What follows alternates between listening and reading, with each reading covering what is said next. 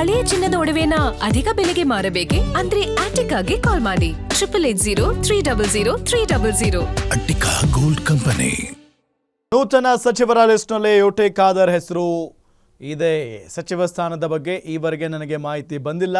ನಾನು ಯಾವ ಹುದ್ದೆಯ ಆಕಾಂಕ್ಷಿಯೂ ಕೂಡ ಅಲ್ಲ ಅಂತ ಮಂಗಳೂರಿನಲ್ಲಿ ಸ್ಪೀಕರ್ ಯುಟಿ ಖಾದರ್ ಪ್ರತಿಕ್ರಿಯೆ ಕೊಟ್ಟಿದ್ದಾರೆ.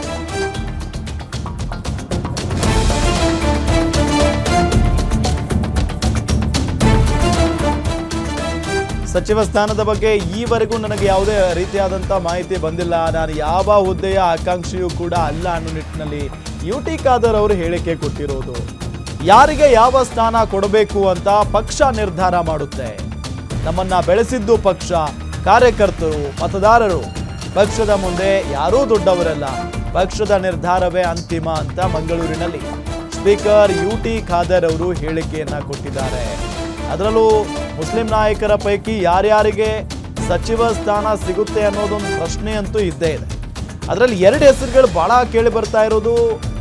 ಒಂದು ಈಗ ಯುಟಿ ಖಾದರ್ ಆದರೆ ಮತ್ತೊಂದು ಕಡೆ ಹ್ಯಾರಿಸ್ ಅವರು ಕೂಡ ಇದ್ದಾರೆ. ಮತ್ತೊಂದು ಕಡೆ ಇದ್ದಾರೆ ರಿಜ್ವಾನ್ ಅರ್ಷದ್ ಇದ್ದಾರೆ, ಸಲೀಂ ಅಹಮದ್ ಇದ್ದಾರೆ. ಈಗಾಗಲೇ ಬಂದಿರುವ ಮಾಹಿತಿ ಪ್ರಕಾರ ಜಮೀರ್ ಅಹಮದ್ ಖಾನ್ ಅವರಿಗೆ ಸಚಿವ ಸ್ಥಾನ ಸಿಗಲ್ಲ ಅಂತ ಕೂಡ ಹೇಳಲಾಗ್ತಾ ಇದೆ.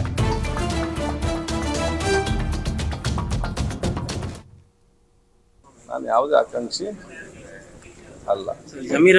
ಹೇಗೆ ಕೊಡಬೇಕು, ಯಾರಿಗೆ ಕೊಡಬೇಕು, ಸರ್ಕಾರಕ್ಕೆ ಮತ್ತು ಪಕ್ಷಕ್ಕೆ ಅದರದಾದ ಒಂದು ಕೆಲವು ಸರ್ವೆ ರಿಪೋರ್ಟ್ ಇರ್ತದೆ, ಇಂಟೆಲಿಜೆನ್ಸ್ ಇರ್ತದೆ ಮತ್ತು ಎಲ್ಲ ಪ್ರಾದೇಶಿಕವಾಗಿಯೂ ಇಂತೆಲ್ಲ ನೋಡಿಕೊಂಡೇ ಪಕ್ಷ ಯೋಜನೆ ಹಾಕಿ ತೀರ್ಮಾನ ಮಾಡ್ತಾರೆ. ಅದಕ್ಕೆ ಬದ್ಧರಾಗುವ ಜವಾಬ್ದಾರಿ ನಮ್ಮದು.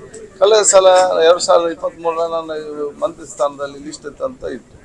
ಸಡನ್ನಾಗಿ ನನಗೆ ಸಭಾಧ್ಯಕ್ಷ ಅಂತ ಅವಕಾಶ ಮಾಡಿ ಕೊಟ್ಟರು. ನಾವು ಯಾವುದೇ ಒಂದು ಚರ್ಚೆ ಇಲ್ಲದೆ ತಗೊಳ್ಳೋ ಕೆಲಸ ನಾವು ಮಾಡಿದ್ದೇವೆ.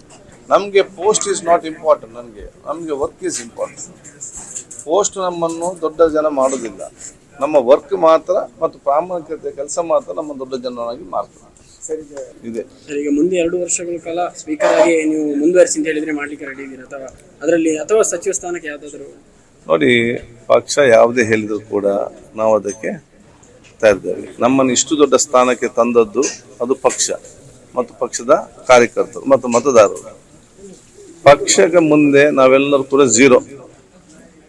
ಪಕ್ಷ ಬಿಟ್ಟು ಹೋದಂಥವ್ರು ತುಂಬಾ ಜನ ಎಲ್ಲ ಪಕ್ಷದಲ್ಲೇ ನೋಡಿದ್ರೆ ಆವಾಗ ಗೊತ್ತಾಗ್ತದೆ ಪಕ್ಷ ಬಿಟ್ಟು ಪಕ್ಷಕ್ಕಿಂತ ವ್ಯಕ್ತಿಗಿಂತ ಪಕ್ಷ ದೊಡ್ಡದು, ಪಕ್ಷಕ್ಕಿಂತ ಯಾರು ಕೂಡ ದೊಡ್ಡವರು ಅಲ್ಲ ಅಂತ ಇತಿಹಾಸ ನಮಗೆ ತೋರಿಸಿಕೊಟ್ಟಿದೆ.